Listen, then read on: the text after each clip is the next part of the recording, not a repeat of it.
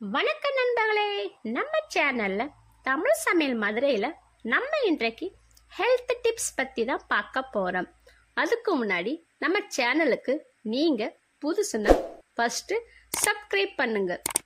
அப்படியே பக்கத்தில் உள்ள பெல் கானையும் மறக்காமல் கிளிக் பண்ணுங்க. அப்பதான் நான் அப்லோட் பண்ண வீடியோ உடனுக்குடன் உங்களுக்கு வந்து சேரும்.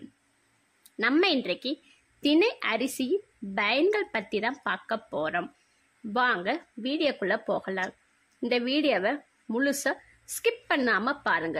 அப்போ தான் இதன் பயன்கள் முழுசாக தெரியும்.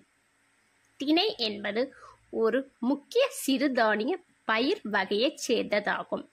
திணை அரிசியில் கால்சியம், புரோட்டீன், நார்ச்சத்துக்கள், இரும்பு சத்து, ஆன்டி ஆக்சிடென்ட், மெக்னீசியம் போன்ற ஏராளமான சத்துக்கள் நிறைந்துள்ளது. திருமணமான ஆண்கள் சிலருக்கு மலட்டுத்தன்மை பிரச்சனைகள் ஏற்பட்டு குழந்தை பாக்கிய குறைபாடு ஏற்படும். மலட்டுத்தன்மை பிரச்சனையை சரியாக திணையை நன்றாக மாவு போன்ற இடித்து அந்த மாவில் பசுனை கலந்து களி போன்ற சாப்பிட்டு வந்தால் மலட்டுத்தன்மை நீங்கும். திணையில் நார்ச்சத்து அதிகமாக நிறைந்துள்ளது. மலச்சிக்கல் பிரச்சனை உள்ளவர்கள் தினமும் 2 வேளை உணவாக இதனை சாப்பிட்டு வரும்போது மலச்சிக்கல் பிரச்சனைக்கு நல்ல தீர்வு கொடுக்கிறது. குடல், கணையம் போன்ற உறுப்புகளை வலுப்படுத்த, வயிற்றில் அல்சர் புண்களை சரி செய்து குழந்தைகளுக்கு உணவு எளிதில் ஜீரணமாகும். திணை அரிசியானது மூளை வளர்ச்சிக்கும் புத்துணர்ச்சியை அளித்து ஞாபக சக்தியை மேம்படுத்துகிறது. உடலில் உள்ள எலும்புகள் ஆரோக்கியமாக இருப்பதற்கு கால்சியம் சத்துக்கள் மிகவும் தேவை. இந்த கால்சியம் சத்தானது திணை அரிசியில் அதிகமாக நிறைந்துள்ளது. எலும்புகள் மற்றும் பற்கள் வலுவடைய தினமும் கால்சியம் நிறைந்த திணை அரிசி உணவுகளை சாப்பிட்டு வரலாம். உடல் பயிற்சி மற்றும் கடினமான வேலை செய்பவர்களுக்கும் மிகச்சிறந்த உணவு திணை அரிசியாகும். திணை அரிசியில் தசைகளுக்கும் எலும்புகளுக்கும் அவசியமான புரதம் மற்றும் கால்சியம் அதிக அளவில் நிறைந்துள்ளது. உடலை உறுதியாகவும் வலிமையாகவும் வைத்திருக்க விரும்புபவர்கள் அவசியமாக சாப்பிட வேண்டிய உணவு திணை அரிசி.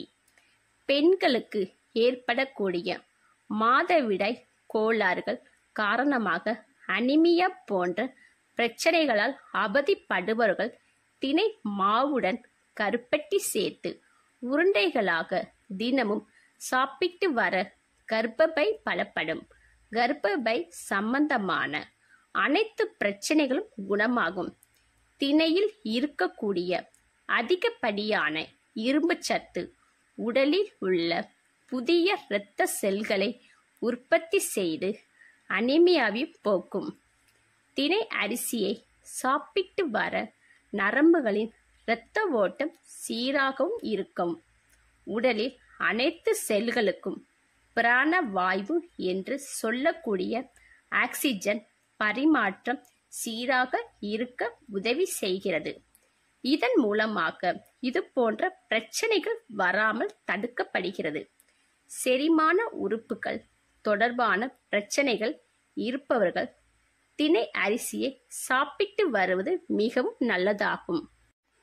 இதயம் பலவீனமான இருப்பவர்கள் திணை அரிசி சாப்பிட்டு வர மிகவும் நல்லது. திடீரென சர்க்கரையின் அளவு கூடுதல் தடுக்கப்படும்.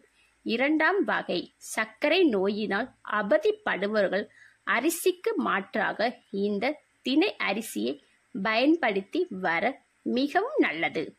இரத்த சர்க்கரையின் அளவு சீராக இருக்க வளரும் குழந்தைகளுக்கும் திணை அரிசி உணவாக கொடுத்து வர அவர்களின் ஞாபக சக்தி அதிகரிக்கும்.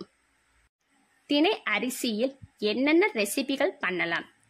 திணை இனிப்பு கஞ்சி, திணை புட்டு, திணை பருப்பு சாதம், திணை வெண்பொங்கல், திணை அரிசி பீட்ரூட் தோசை, திணை அரிசி சர்க்கரை சாதம், திணை அரிசி பொங்கல், திணை அரிசி தோசை, திணை அரிசி இட்லி, திணை அரிசி பணியாரம். மேலும் இது போன்ற ஹெல்த் டிப்ஸ் தெரிந்து கொள்ள நம்ம சேனலுக்கு சப்போர்ட் பண்ணுங்க. மறக்காம லைக் அண்ட் ஷேர் பண்ணுங்க.